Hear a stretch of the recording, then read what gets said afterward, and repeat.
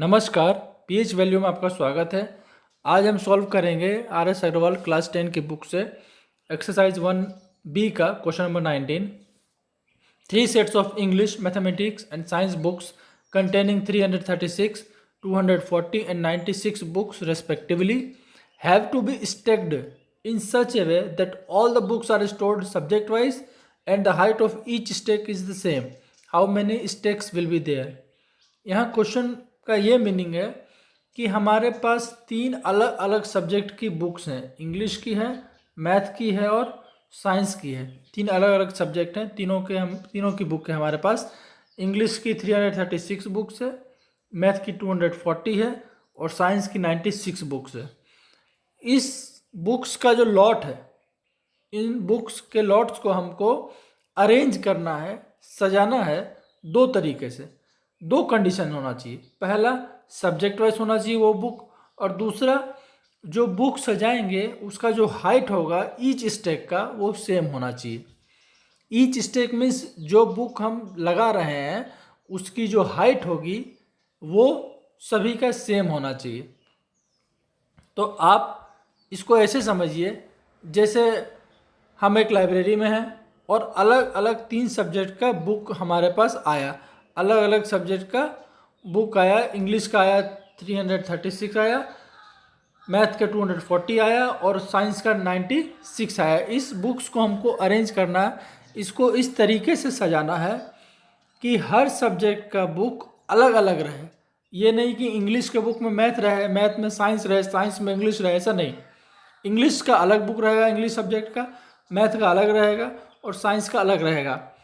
और हाइट जो होना चाहिए स्टेक का, स्टेक मीन्स वो जो ढेर लगा रहे हैं, वो जो बुक्स का हम ढेर लगा रहे हैं, वो जो लंबाई होगी, वो जो हाइट होगी बुक्स की, वो सेम होनी चाहिए। अगर हम 4 बुक का स्टेक लगाते हैं कि इंग्लिश में 4 बुक रखे एक स्टेक में, तो दूसरे में भी 4 ही रखेंगे, तीसरे में भी 4 ही रखेंगे, चौथे में भी 4 ही रखेंगे, इसी तरह करेंगे। अगर हमने पहले में 10 बुक रखा इंग्लिश का, तो दूसरे स्टेक में भी 10 रखेंगे, तीसरे में भी 10 रखेंगे, चौथे में भी 10 रखेंगे। तो इसको सॉल्व कैसे करेंगे? तो इसको सॉल्व करने के लिए सबसे पहले HCF लेंगे। HCF इसका ये मैंने ले रखा है, रेड कलर का जो बॉक्स है इसमें आप देख सकते हैं। इसमें HCF आया मेरा 48। अब ये जो इंग्लिश का बुक्स है जिसको कि मैंने ऑरेंज कलर से कवर कर रखा है, ये इंग्लिश का बुक्स है 336 बुक्स। ऑब्वियसली कि नंबर ऑफ बुक्स ज़्यादा है तो इसका हाइट ज़्यादा होगा। मैथ का बुक्स कम है, 240 है, तो इसका हाइट कुछ कम होगा। साइंस का 96 बुक है तो इसका हाइट कम होगा। तो मेरा जो HCF आया 48, उस HCF का जो साइज़ है वही स्टेक का साइज रहेगा। HCF आया 48, मतलब एक स्टेक में 48 बुक को अरेंज करना है। मतलब 48 बुक का एक ढेर लगाना है, एक जगह इकट्ठा करना है, एक जगह रखना है। 48 बुक एक जगह इंग्लिश का, फिर उसके बगल में 48 बुक इंग्लिश का, फिर उसके बगल में 48 बुक इंग्लिश का। ये देखिए ऐसे अरेंज कर रखा है। फिर 48 48 48 48, तो 336 बुक्स को हम 7 स्टेक बनाएंगे, 7 स्टेक्स बनाएंगे, 7 अलग अलग ढेर लगाएंगे, तो इंग्लिश का बुक हम अरेंज कर लेंगे पूरा। और उसका हाइट जो होगा सातों स्टेज का वो सेम होगा। फिर जो हमारा HCF आया, उसी HCF का जो 48 HCF है, उसी HCF के साइज से फिर हम मैथ का बुक अरेंज करेंगे। पहले स्टेक में 48, दूसरे में 48, तीसरे में 48, इस तरह 5 बार 48 करके हम अरेंज करेंगे मैथ का बुक।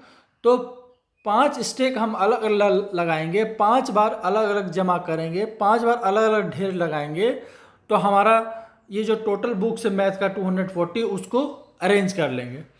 और इसी तरह साइंस में जो हमारे पास 96 बुक्स थी, उसको 2 अलग अलग स्टेक लगाने से 48 और 48 का लगाने से वो 96 बुक्स हमारी अरेंज हो जाएगी। तो ये जो हमने अरेंज किया, ये सब्जेक्ट वाइज किया। पहला ये देखिए क्वेश्चन जो बोल रहा है कि वो सब्जेक्ट वाइज होना चाहिए, वो हमने सब्जेक्ट वाइज कर लिया। और दूसरा जो बोल रहा है कि हाइट जो होना चाहिए सभी स्टेक का सेम, वो भी हमारा हो गया। आप देख सकते हैं कि जितना स्टेक है यहाँ सब में 48, सब में 48 बुक्स है, किसी में कम नहीं, किसी में ज़्यादा नहीं। तो दोनों कंडीशन हो गया। और उसके बाद जो क्वेश्चन है how many stakes will be there, मतलब टोटल स्टेक्स कितना हुआ। तो इंग्लिश में 7 स्टेक हुआ, इंग्लिश में जो हमने बुक अरेंज किया तो इंग्लिश में 7 स्टेक्स हुआ, मैथ में 5 स्टेक्स हुआ और साइंस में 2 स्टेक्स हुआ। टोटल मिला के 7 + 5 + 2 = 14। तो टोटल नंबर ऑफ स्टेक्स कितना हो गया 14। इस 14 स्टेक्स में हमने ये टोटल बुक्स इंग्लिश की, मैथ की और साइंस की, इस तीनों बुक्स को हमने सब्जेक्ट वाइज अरेंज कर दिया और हाइट ऑफ ईच स्टेक भी सबका सेम रहा। इसी तरह एक और क्वेश्चन है वो देख लेते हैं।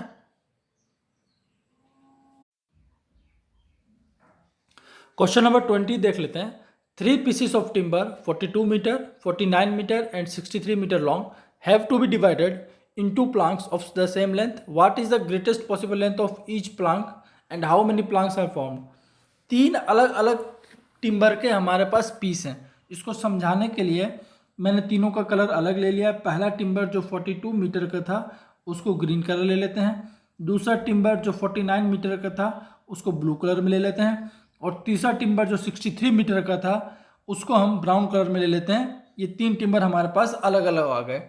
अब इस टिम्बर को हमको डिवाइड करना है। डिवाइड करने का बेस क्या होगा, सेंस क्या होगा कि जो डिवाइड करेंगे वो जो पार्ट होगा, वो जो प्लांक होगा वो सेम लेंथ का होना चाहिए। पहला कंडीशन तो ये है कि जब हम इन टिम्बर को अलग अलग पार्ट में डिवाइड करेंगे तो वो सेम होना चाहिए, वो अलग अलग नहीं। ऐसा नहीं कि अभी पहला पार्ट 3 मीटर का काट दिए तो दूसरा 4 काट दिए, तीसरा 5 काट दिए, चौथा 6 काट दिए, नहीं। 3 का काटना है तो 3 ही काटना है, 4 काटना है तो 4 ही काटना है, 5 काटना है तो 5 ही काटना है। जो भी कटेगा वो सेम कटेगा। और दूसरा कंडीशन क्या है, जो प्लांक हम काट रहे हैं, जो पार्ट हम कर रहे हैं, वो उसका लेंथ जो होना चाहिए ग्रेटेस्ट होना चाहिए, ग्रेटेस्ट पॉसिबल लेंथ होना चाहिए, जिससे कि ये तीनों 49 मीटर, 42 मीटर और 63 मीटर ये तीनों कंप्लीट कट जाए, रेस्ट कुछ नहीं बचे। तो जब ग्रेटेस्ट पॉसिबल लेंथ की बात आ गई तो इसमें हम सबसे पहले HCF निकालेंगे। ग्रेटेस्ट पॉसिबल लेंथ HCF कैसा कैसा निकालेंगे, 42 मीटर, 49 मीटर और 63 मीटर का। इसका HCF आएगा 7 मीटर। यहाँ हमने रेड कलर का बॉक्स में निकाल रखा, ये HCF आया है 7 मीटर। अब 7 मीटर का जो लेंथ है उस लेंथ का हम इस टिम्बर का पार्ट करेंगे। तो 42 मीटर का जो टिम्बर था, 42 मीटर का जब हम 7 मीटर का पार्ट करेंगे तो आप देख सकते हैं कि 1 2 3 4 5 6 पार्ट हुए 42 मीटर वाला का, और 49 मीटर वाला का 7 पार्ट हुआ और 63 मीटर वाला का 9 पार्ट हुआ। तो टोटल मिला के कितना पार्ट हो गए, टोटल मिला के how many planks are form, तो टोटल पार्ट हो गया 22। और जो लेंथ था, वो जो लेंथ था कि किस सेम लेंथ में होना चाहिए, वो लेंथ हो गया 7 मीटर और टोटल पार्ट हो गया 20। आज के लिए बस इतना ही, कल फिर मिलेंगे एक नई वीडियो के साथ। आज की वीडियो अगर अच्छी लगी हो तो लाइक कीजिए, शेयर कीजिए और सब्सक्राइब कीजिए। और अगर कहीं कुछ समझ में नहीं आया हो तो कमेंट बॉक्स में कमेंट कीजिए, या किसी क्वेश्चन में डाउट है तो उसको कमेंट बॉक्स में लिखिए, उसका सॉल्यूशन मैं आपको आने वाली वीडियो में दूंगा। Thank you.